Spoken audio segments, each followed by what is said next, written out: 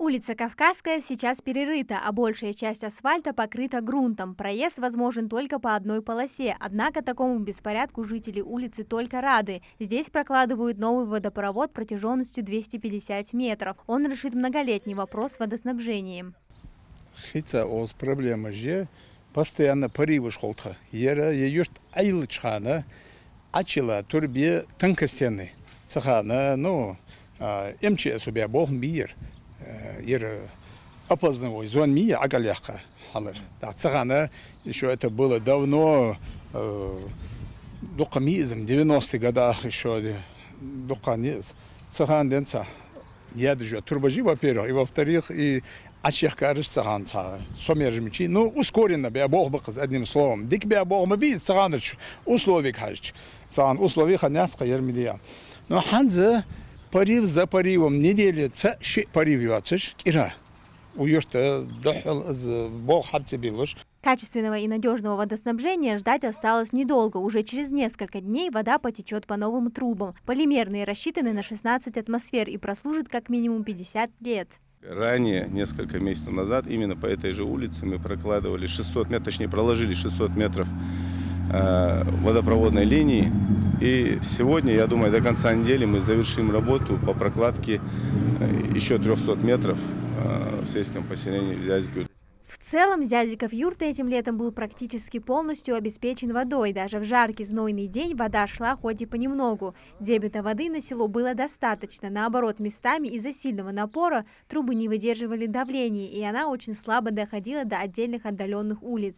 Единый оператор по водоснабжению и водоотведению решает вопрос с водой не только в селе Зязиков-Юрт, но и в целом в Малгобекском районе. В некоторых селах проблема с водой до сих пор актуальна. Стоит вопрос не только ветхого водопровода, но и нехватки дебита воды. Чтобы решить вопрос нескольких поселений, параллельно с прокладкой труб рабочие устанавливают каптажный колодец в Южном. У нас проблемная часть в летний период – это сельское поселение Южное. И от Южной на Вознесеновку очень сложно бывает поднять воду до сельского поселения Южное. Практически в ночное время только у нас получалось.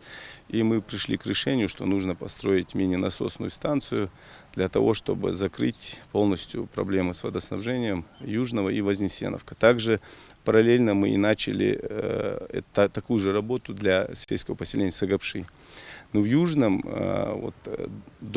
я думаю, до конца следующей недели эту мини-насосную станцию мы уже включим, и проблема водоснабжения с Южным у нас снимется. Сагапши вопрос обещают решить к началу сентября. Эти работы позволяют снять нагрузку с магистральной линии Сунжа-Малгобек, которая является ветхой. Остается вопрос с Псидахом и Инарки. Там ситуация намного сложнее, так как эти населенные пункты отдалены от центральной магистрали. Над решением этой проблемы тоже работают. К следующему лету мы решим и вопрос этих двух сельских поселений. Единый оператор максимально старается решить вопрос с водоснабжением республики, и они напоминают, что в первую очередь во всем виноваты сами же жители. Большинство людей игнорируют оплату платежей за коммунальную услугу, пользуясь водой бесплатно, а это значит, что последуют проблемы с ее подачей. Те же самые насосы стоят определенных средств, за их замену приходится платить рабочим, а еще трубы, которые недешевые. Хорошая собираемость платежей позволит наладить техническую базу. Для того, чтобы мы делали свою работу, прокладывали трубопровод, устраняли аварии, нам необходимо, чтобы население понимало это и своевременно оплачивало за потребленную воду. У нас за 2024 год производственная программа рассчитана была на 360 миллионов. Это деньги, которые мы должны были собрать у населения и производить те же самые прокладки трубопровода, ремонт всех магистральных линий в случае аварии и какие-то части модернизации насосных станций. Вот как в Южном мы делаем каптажный колодец. Все расходы, которые у нас заложены, это связано со сборами платежами.